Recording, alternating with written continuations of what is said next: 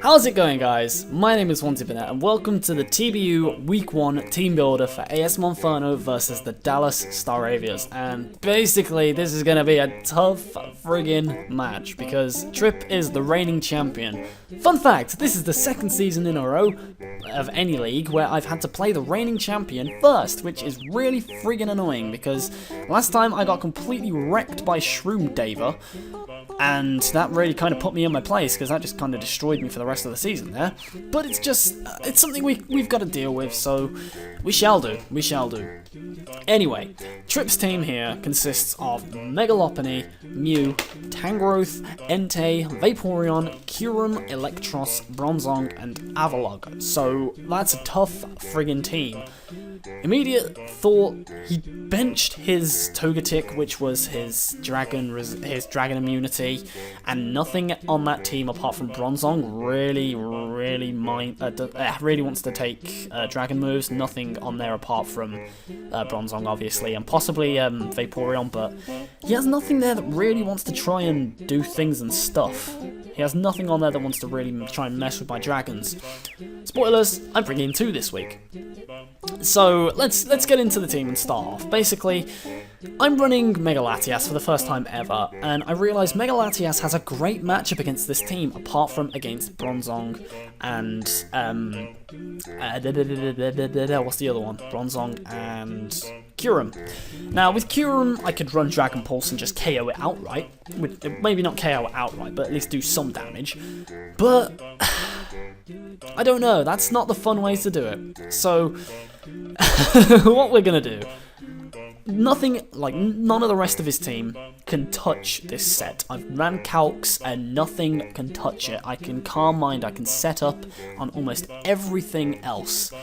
Everything else. Even the Entei, even if it's banded, even the Megalopony, even if it runs Ice Punch, even though Return would do more, but even anything else he wants to bring, apart from Avalugg, if it's banded, and that's not going to happen because he's not bringing it. I don't think he's bringing the Avalugg. He's not bringing the Avalugg.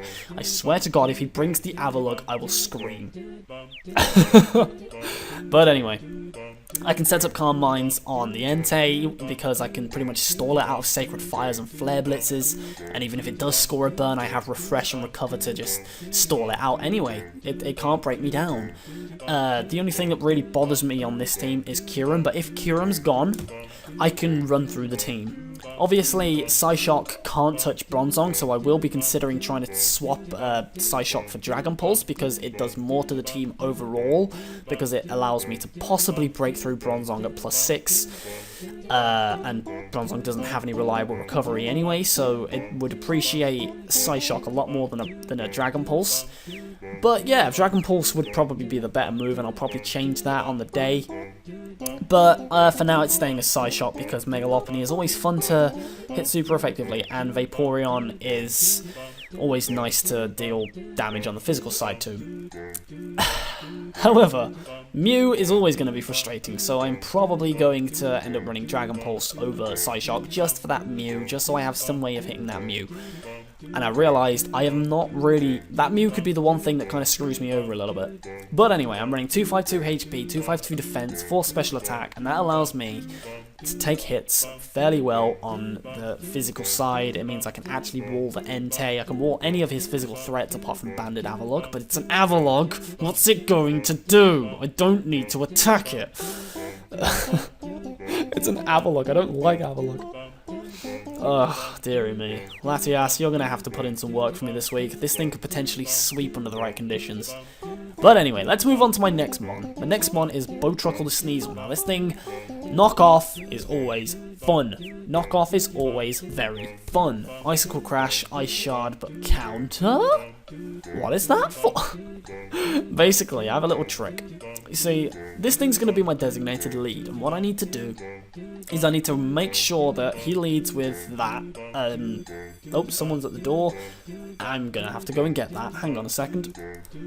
That's the problem with living in a student house. It always ends up being doors everywhere. But yeah, the thing is, if he leads with Megalopony and he has the fake out, what I can do is I can stay in and go for counter. Because with the EVs and the IVs and the nature I have, Fake Out does about 70% to me. I calced it. That's enough to KO pretty much any kind of Mega Lop unless it's fully physically, unless it's fully HP invested. And anyone who does that is, I don't know, could work, could not, I don't know. But in the end of the day, it's like, there's not really much point in anyone running that. And against my team, the only thing it would stop is, nothing. So, yeah. I don't think he's bringing that, and if he was, then I wouldn't be bringing the set I'm bringing. But yeah, Knockoff hits the Mew and the Bronzong for super effective damage, which is very useful. Ice Shard and Icicle Crash are always good stab moves, and Counter just wrecks that freaking Lopunny like a monster if it goes for the Fake Out. But if he leads with Electros, that could be a bit of a problem, but I think I can deal with that. I think I have ways of getting around that. But yeah, Sneasel's going to be a team player here because it outspeeds pretty much anything on the team. And it's just going to be pretty interesting to run. I don't really want it to be anything other than a fast, bulky hitter and my lead. So we'll see what Sneasel can do.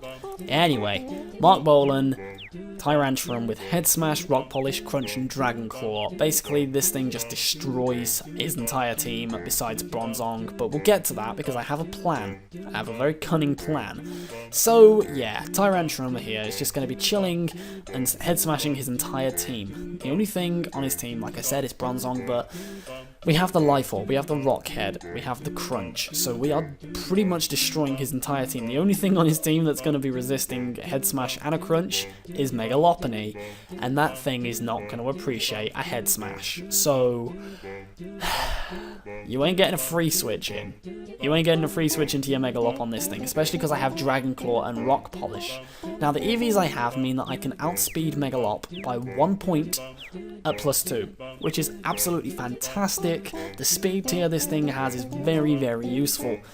It also means that it can outrun Bisharp if it ever needs to. So, yeah, but basically, Tyrantrum is a thing, it's a threat, it has Rock Polish and Head Smash, and it's going to be hurting you, so yeah. But the thing is, there's one thing on the team, like I said, the Bronzong, that if it's physically defensive, it can live a Head Smash and a Crunch from Life Orb Tyrantrum. However, I have a cunning plan. Cascada has Wonder Room, Meloetta with Wonder Room, U-Turn, Shadow Ball, and Psychic. Now, I've run a bit of special defense on there so that I can take a hit from the Mega Lop under a Wonder Room. Basically, Wonder Room swaps defenses and special defenses, so if he runs physically defensive Bronzong to counter my Tyrantrum, he now can't take a combination of Head Smash and Crunch. He can't take the two, they become a 2-hit KO. Crunch won't OHKO, but it will do a frig ton of damage, a lot of damage, and it will be very useful damage indeed. So, we have everything we need set in place for a Tyrantrum sweep, we have everything set in place we need for a Latias sweep, but there's one common problem to both. Tyrantrum isn't going to deal very well against Scarf Kyurem, because if we look back at his speed, I'm not sure if that outspeeds Scarf Timid Kyurem. I'm not sure. I don't think it does. And Latias doesn't deal with a Specs Kyurem in the slightest. But this guy deals with both kinds. Not in the conventional way with Specs Kyurem, because I could switch into an Ice and a Dragon move with Michael Bolton here, and it would mean that I was able to do... Basically, if I switch into an Earth Power, let's just get straight to the point. If I switch into a Specs Earth Power from a Kyurem, I take her out 44%, I can protect, I can get some leftovers health back, and I'm like metal, so you don't need to necessarily worry so much about low kick from anything, but that's just beside the point. Anyway, I can switch into a Specs Earth Power, I know it's locked in, I'll know by the damage it does to me what kind of set it is. It will reveal its item to me. By switching in this guy, it just reveals Kyurem's item.